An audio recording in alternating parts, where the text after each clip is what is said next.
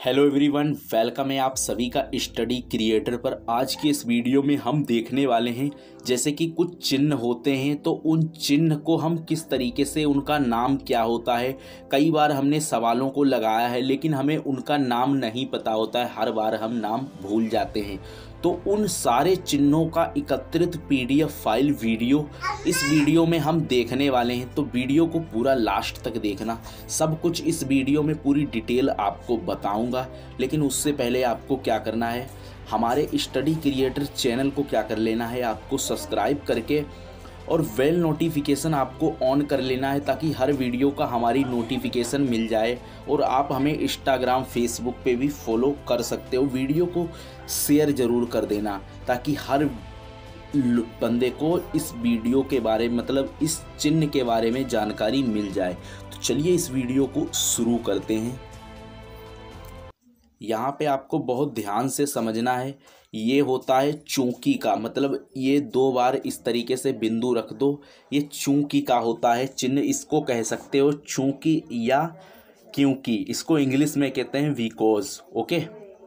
और ये जो इसका उल्टा होता है अपोजिट, यानी पहले कर दो एक डॉट फिर नीचे कर दो 2 डॉट, इसको कहते हैं इसलिए। और ये होता है प्लस का साइन, ये तो आपको पता ही होगा, योग अथवा जोड़ना अथवा संकल्प। ठीक है। और ये होता है माइनस, इसको कह सकते हो अंतर या घटाना या व्याकलन। ठीक है। और जो नीचे लिखे हुए हैं बाकी के चिन्ह, गुणा, भाग, ये भी आपको पता होंगे, ये तो सब नए चिन्ह नहीं होते हैं। इसके बाद में आता है, ये होता है बराबर का चिन्ह। ठीक है, इसको याद रखना है, इसे कहते हैं बराबर यानी इक्वल टू।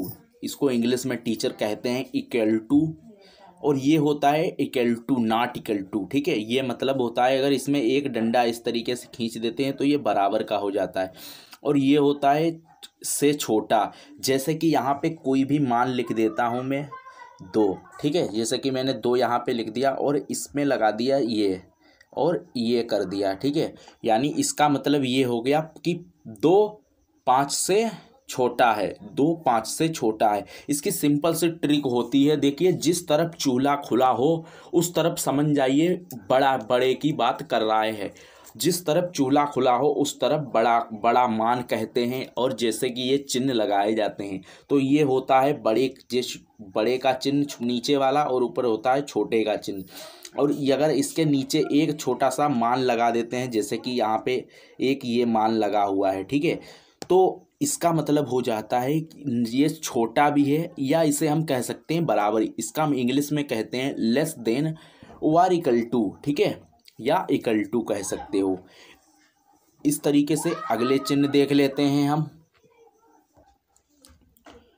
अगला यहाँ पे चिन्ह आप लोगों को दिख रहा होगा, जैसे कि बराबर वाले तो सारे के सारे चिन्ह खत्म हो चुके हैं। अब यहाँ पे आपको चिन्ह दिख रहा होगा प्लस का, जैसे कि प्लस और नीचे लगा हुआ है माइनस। ठीक है, तो इसका मतलब होता है कि एक बार हम जोड़ेंगे और एक बार हम इसे घटाएंगे।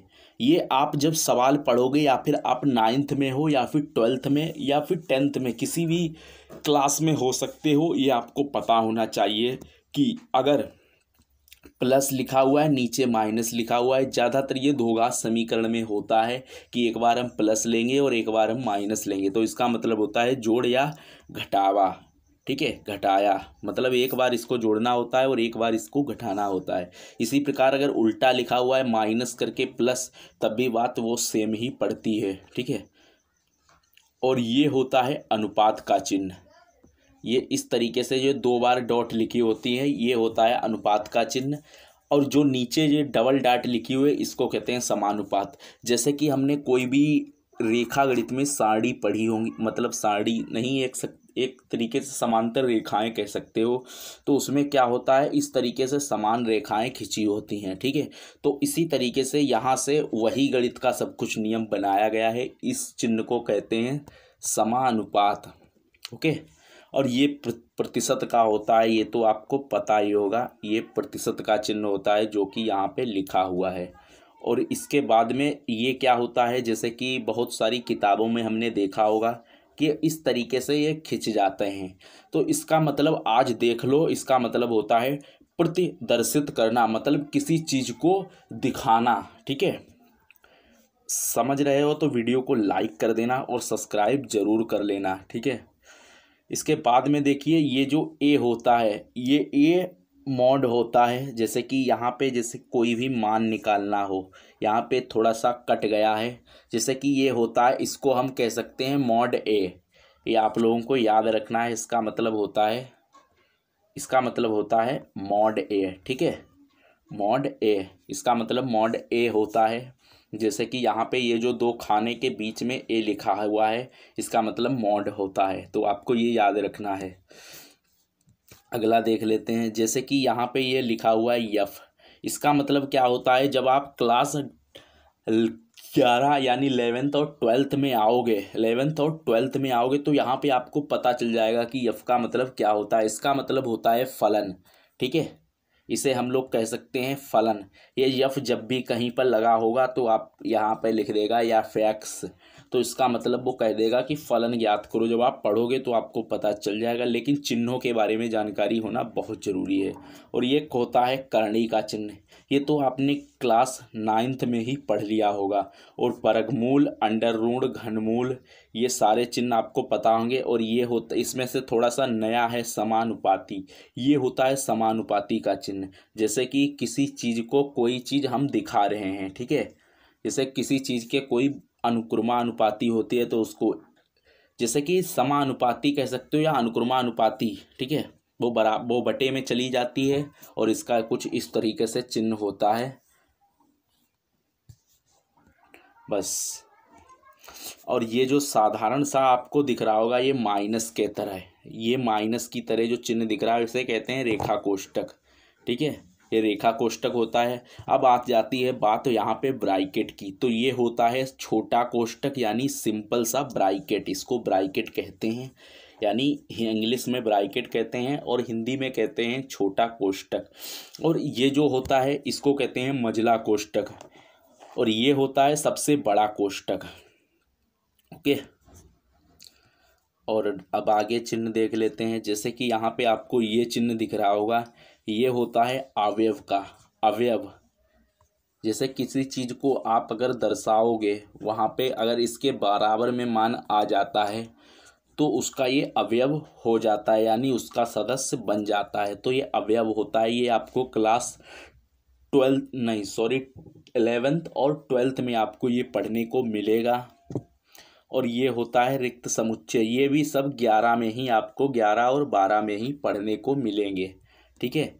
तो ये सारे चिन्ह होते हैं। ये इसका मतलब होता है, ये होता है उपसमुच्चय, और इसको कहते हैं नॉट उपसमुच्चय, मतलब ये नॉट सबसेट होता है, किसी चीज़ का सबसेट ये नहीं होता है, तो हम इसे ऐसे करके ऐसे कर देते हैं, बस इतनी सी होती है। और ये सब समुच्चय हो गए, ये उचित समुच्चय हो गया, ये उप समुच्चयों का सम्मेलन यानी यूनियन ऑफ सेट, ठीक है। ये होता है समुच्चय का सर्वनिष्ठ यानी कॉमन, ओके। तो ये तो हो गए हाई स्कूल सूत्रकोश, ओके। तो बहुत इम्पोर्टेंट हैं, आपको ये याद रखने हैं इनके सारे के सारे चिन्ह, और भी बहुत सारे हैं, आप बस वीडियो को पूरा देखिए, सब कुछ आप समझ जाओगे। इस वीडियो को देखने के बाद आपको किसी भी चिन्ह की ज़रूरत नहीं पड़ेगी, आप उस चिन्ह को आसानी से याद कर लोगे। ये देखिए, ये होता है समचतुर्भुज। आप लोग कह रहे होंगे कि यार समचतुर्भुज किस तरीके का होता है, तो आज वो भी देख लो। समचतुर्भुज इस तरीके का होता है, इसमें मतलब वर्ग से थोड़ा हटके होता है, थोड़ा सा बड़ा होता है इस तरीके से, मतलब इसको आयत नहीं वर्ग से थोड़ा सा इसमें बड़ा कर देते हैं। वर्ग में क्या होता है, वर्ग की चारों भुजाएं बराबर होती हैं, लेकिन इसमें दो भुजाएं बराबर होती हैं और दो भुजाएं अलग बराबर होती हैं, तो इसको समचतुर्भुज कहते हैं।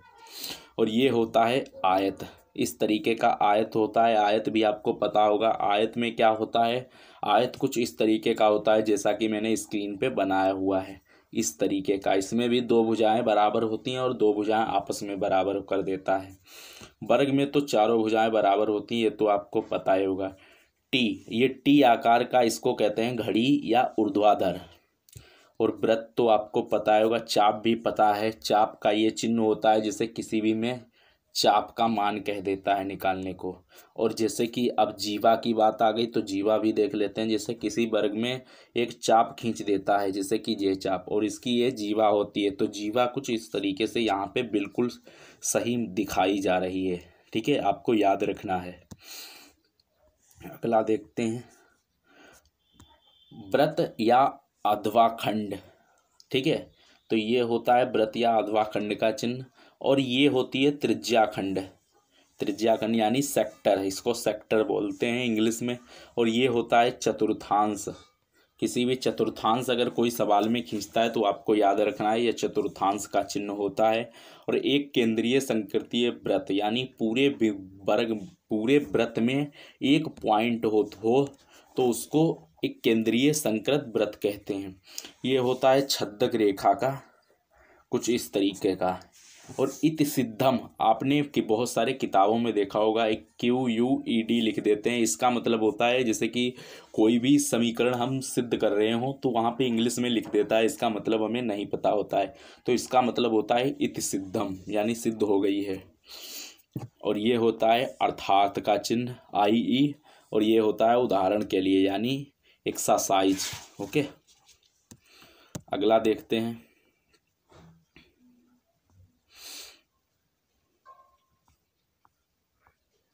देखिए यहाँ पे आपको बड़े ध्यान से देखना है। ये भी आपके इंटर का ही मटेरियल है, कक्षा 11 और 12 का। ठीक है, कक्षा 11 और 12 का।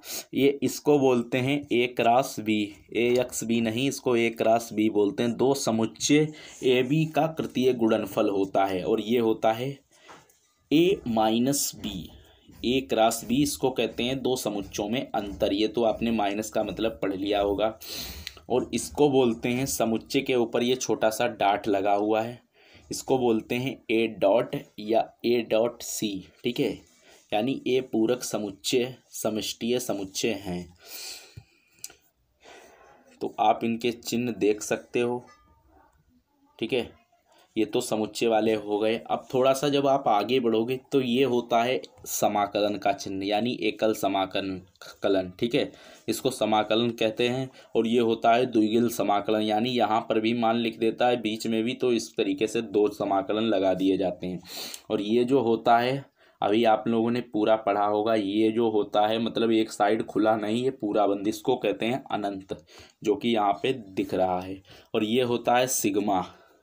ठीक है, सिग्मा होता है, इसको इंग्लिश में सिग्मा कहते हैं। इसका मतलब होता है जोड़ना या योग या संकलन।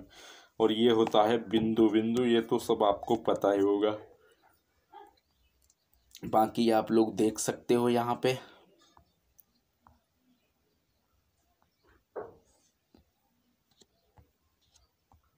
ठीक है, तो अब यहाँ पे कुछ और थोड़े से इम्पोर्टेंट बचे हुए हैं, उनको भी हम देख लेते हैं। यहाँ पे देखिए, बहुत इम्पोर्टेंट हैं, इनको आपको याद रखना ही बहुत ज़रूरी है। देखिए,